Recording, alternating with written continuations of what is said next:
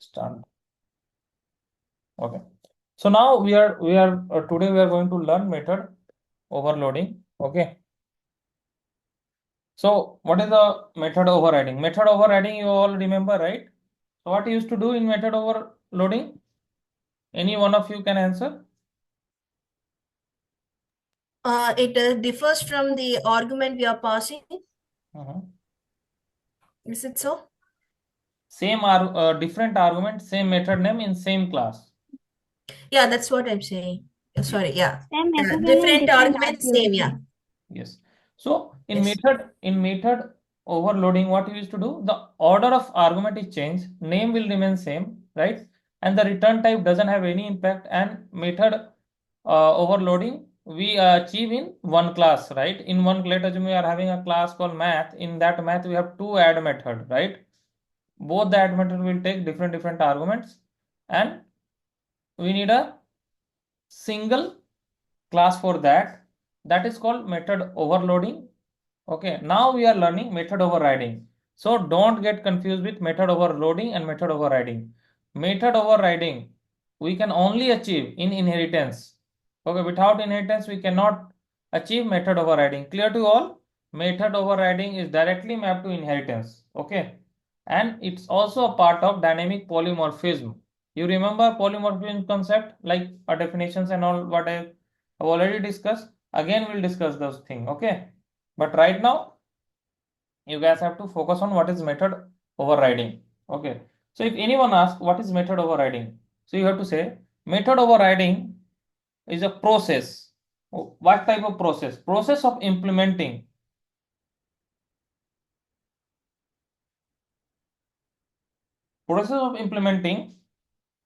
superclass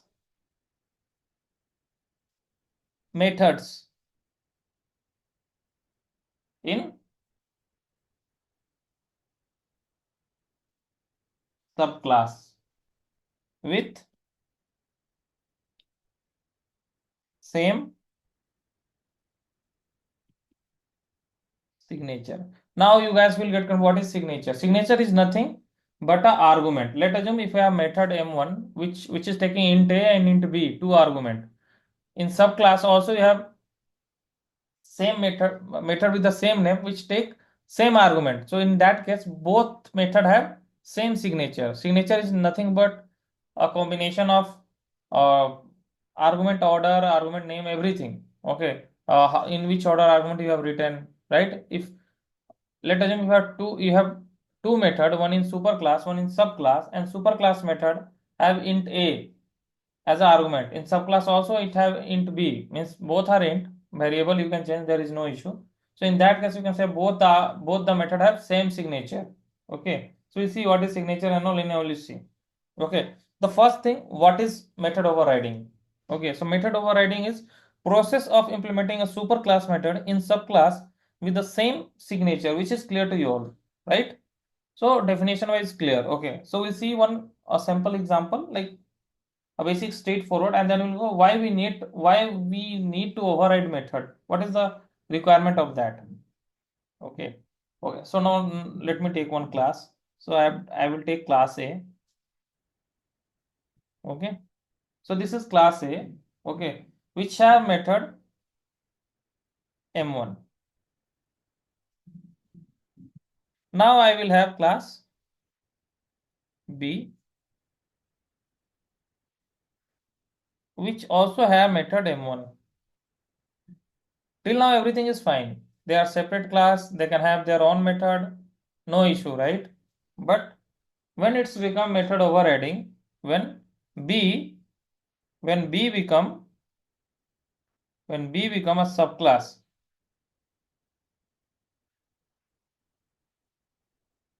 when b become a subclass of a, so in that case we can say m1 method is getting overridden. Okay, which method is getting overridden? M1. Why? Because name is same, argument there is no argument, here is also no argument, so this method is overridden. Okay, now take another example. Okay, same I have a class called P, which have M1 method, which have int A, int B. Then we have a class C, which extend P, which have M1 int A or X or Y, everything is fine. Only thing is this data type, right? If both is same, then we can say that signature is same. Okay. Now name is same.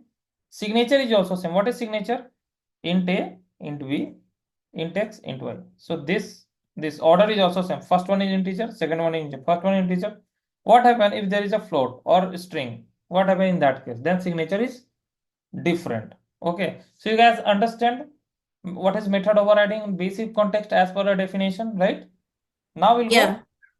Anyhow, we'll go into details later. First, we'll need why we override the method. What is the need? If someone asks, okay, it's fine, you are overriding a method, but why? Why do we override a method?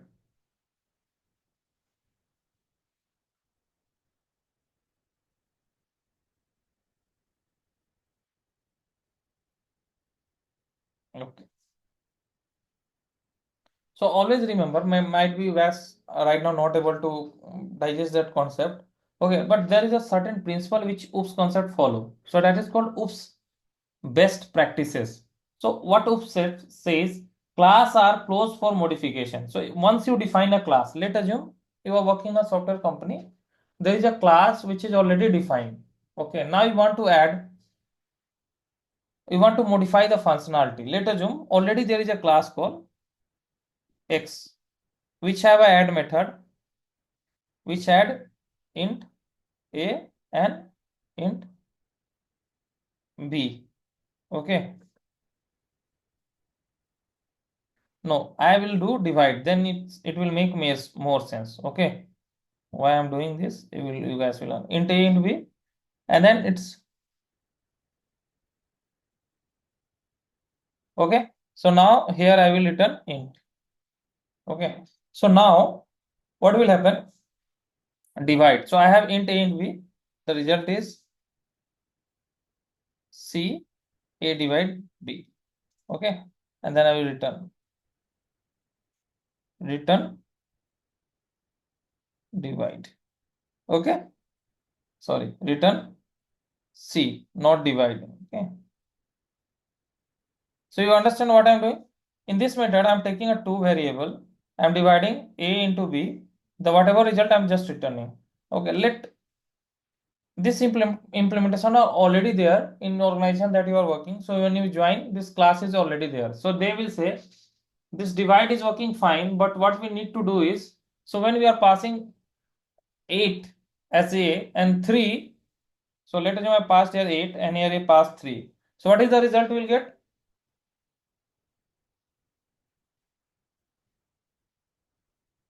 When you divide 8 by 3, what result you will get? We will get 2. 2. Okay. So in that case, so let us assume you will get 2. You will get actually 2 dot something, right? 2.5 kind of thing, right? Yeah. But actually what happened? Because it's integer, it will, so here whatever result you will get casted to int, right? So in that case, you will get 2, right? So it will turn 2. So they want to enhance that functionality, and what they want, okay, I don't need this, this is fine, but I need 2.3 or 2.5, right? In that case, what you will do? Oops, best practices. Double. Yes. So you cannot go there and just make it double, because you don't know how many places this will be getting utilized, right? So if you modify everywhere, wherever this divide have reference, everywhere you have to go and modify it. In some scenario it's needed, in some scenario might be it's not needed, right? In some scenario they want only 2. In some scenario they want 2.3. So in that case there will be a problem, right? So what it's saying, what OOPS concept say, class are always closed for modification. Once you define the class, You can, if you want to extend, if you want to enhance the functionality, you can extend that class. You create a child class, give your implementation, use that one. So basically classes are closed for modification. So if you want to modify the functionality of existing class, then you should not disturb existing class. It is always better to write a subclass and provide the required implementation in subclass. So if you are going with that oops rule, what we have to do, we'll create another class called xy, which extend, whom you will extend, class x. What you will do, you will override this, divide int a, int b, and then you change your logic, a divide b, here you write double. You understand what I am doing? So I created a subclass, extended that superclass, change the implementation, and I'm using this, return a divided by b. Clear to you all till here? So this is the way, this is the one of the way we need to override the class. This is the one of the reason. Okay. Now they're having a multiple purpose. The first purpose, if say why we need to override, to add a new functionality. I added a new functionality, right?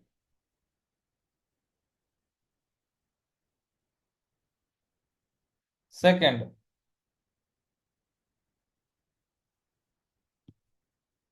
second one, to modify existing functionality. So if is there any existing functionality which is you want to modify, in that case also you will use, you will override method. So we'll see like how it's helping while doing the implementation.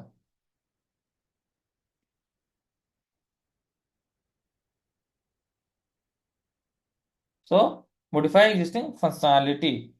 Set third. Okay. Let assume if there is already some implementation is there, you just want to override it. Just if you just want to inherit that functionality, in that case also you can use method overriding.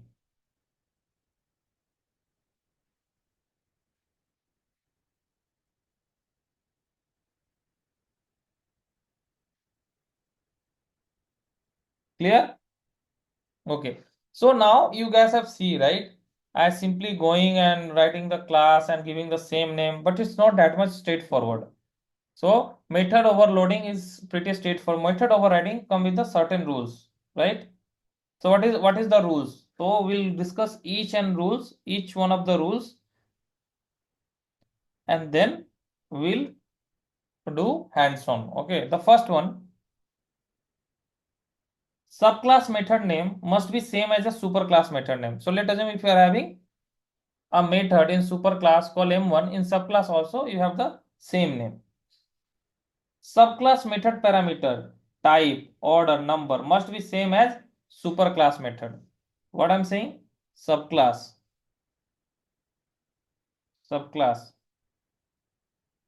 method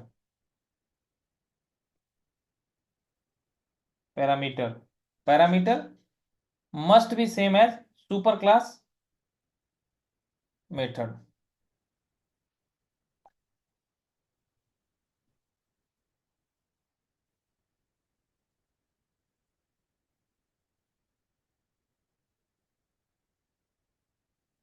Okay. Now the second point, subclass method return type must be same as superclass method return type.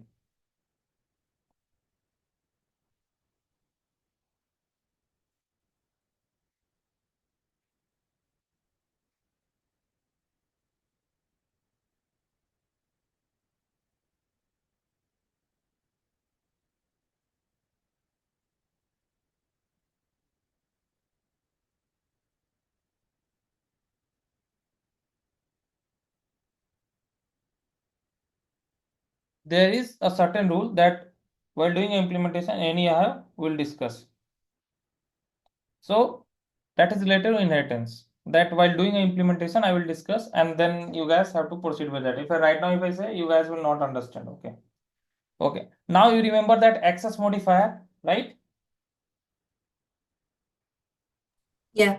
You used to have, now you can say that in super class, if I have private, let us assume you have private method M1. In subclass, if you define M1, is it overridden or not? Because private members are not visible to subclass, right? So in that case, what is the scenario? If I make it protected, what will be the scenario? If I default, if public, that is fine, anyhow understandable. So what we'll do? So let assume a scenario where you have parents class, here we have child class. Clear? So let assume a method M1 in parent class have access modifier public. Understand? Parent class have access modifier public. In subclass, can we use public, private, protected? What we can use? You can use same public. So whatever I'm writing here, remember exactly same thing you can use. This is the rule. Okay. So in child class, you can write like this. What happen if super class, another method M2 is there, which is protected. So what we know about protected? Any one of you? So protected is visible to the child, right? It's not strict as private. So what we'll do here? So in subclass, we can use public M2. This is also called as method overridden. You can also write what we call protected M2. So if in super class you have protected modifier, in child class you can use protected or public. Clear, all of you? You all are getting clear idea, right? There is no confusion. Yeah. No Rules. confusion. So Yeah. this is straightforward rule that we have to remember. While when we do a practice, anyhow you will come to know that you guys can easily memorize this part, but we have to know that one. Okay. So now public, if parent class method have public, child class method can have public. If parent class method have protected, child class method can have public and protected both. What about default? Default means when you not provide anything. Let us assume I have M3, right? What I'm using here, and no keyword means default, right? I told you guys, right? If you are not using any access modifier, then what is the default scope? Default, right? So if you have default, what and all we can use? So you can use all these three: public, protected, and default. So M3 can be like this. M3 can use public, M3 can use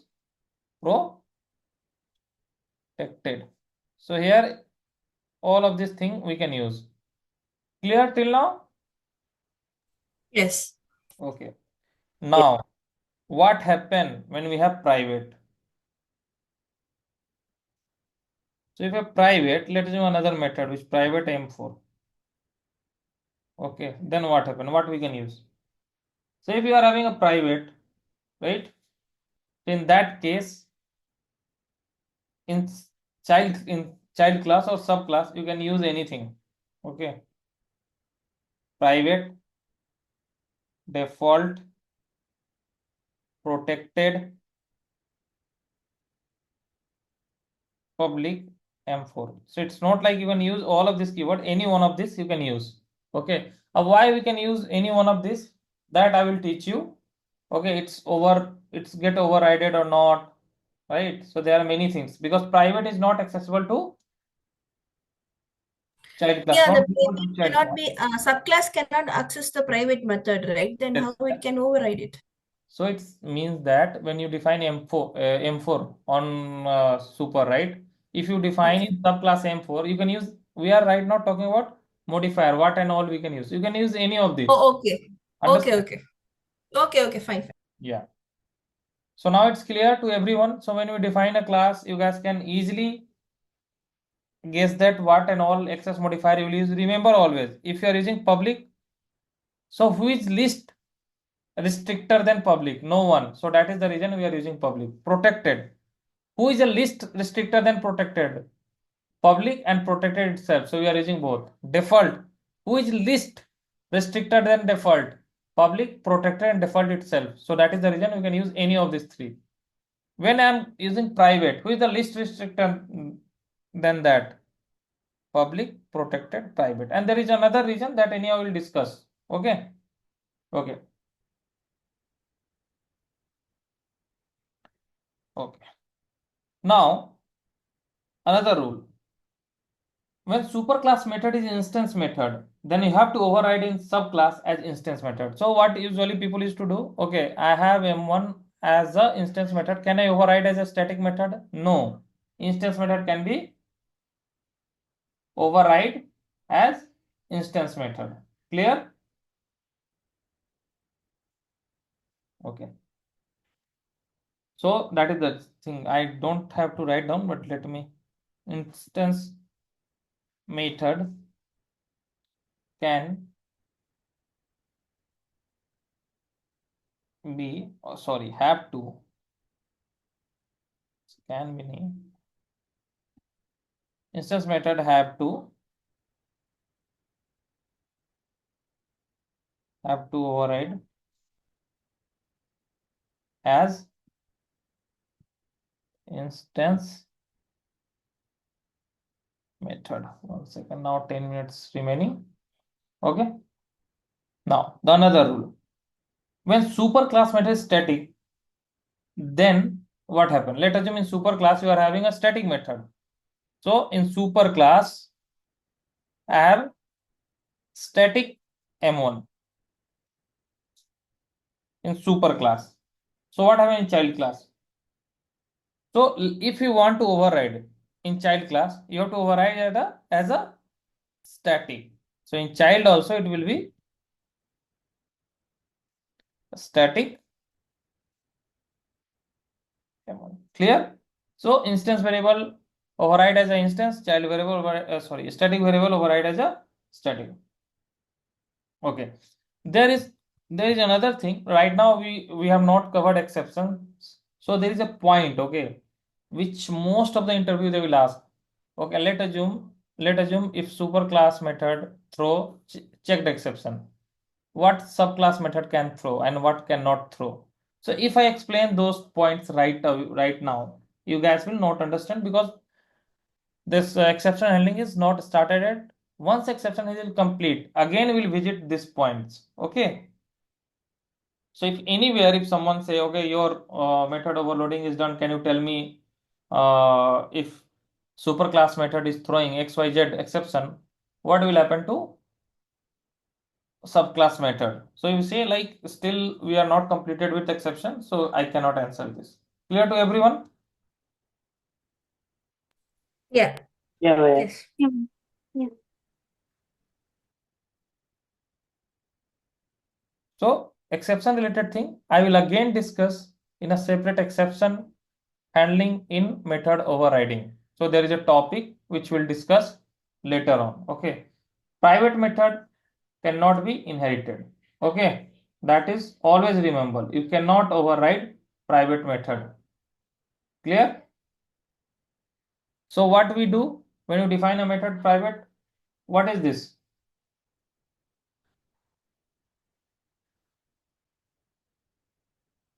It's called shadowing. What we call it? Shadowing. Let's assume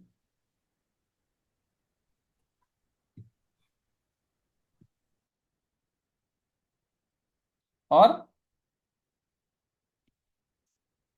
method hiding.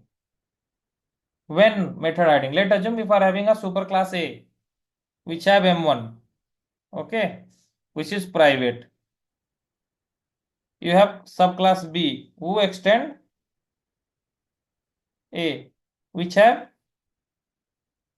private M1. Let me do here M1 method or any other thing public. Let be public. So in this case, this right private M1 is not visible to subclass. Okay, so that is the reason we call it shadowing or method hiding. Clear to you all? So Here, Yeah, भैया. here this M1 is entirely independent. It's not related to this M1 because this is not visible. So there is no concept of overriding. So that concept we call it method hiding or shadowing. Clear to you all? Okay. Yeah. So in today class, we mostly discuss theoretical part of this, right? So in next class, probably right now we have 5 minutes left. Okay. So we'll add one more point because next class we'll directly do all this, whatever point we have discussed, right? We'll write it over there in ID. We'll see what result we are getting and all. Okay. Now, you remember the third point, the subclass method return type must be same as the superclass method return type. But there is a catch. Okay, what is this? So, note down. If the superclass method return type is class type, what is means class type? Let us assume I am having a relation A and B. These two classes are there. So, what happened? B extend A. Okay, B extend A. Let us assume you write a class X. Okay, you write a class, you write a class Y. Okay, this is a class Y which had M1 method, which is return type is A. A method can return a class object, right? Okay, which return type is A. This M1 return type. Let us assume I have override this method in class Y. This class extend X.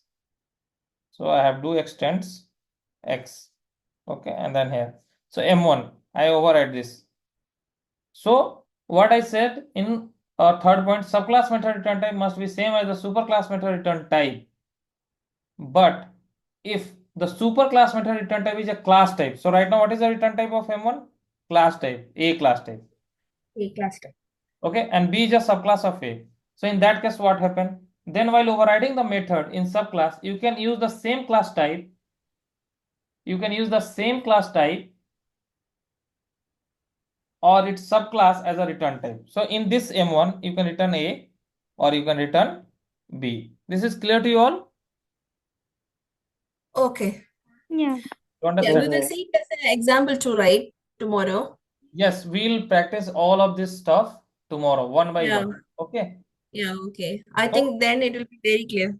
yes, what right now just remember because these two are having relation. So when anywhere any method is returning class A, overrided method can return class A type or B type, a child class.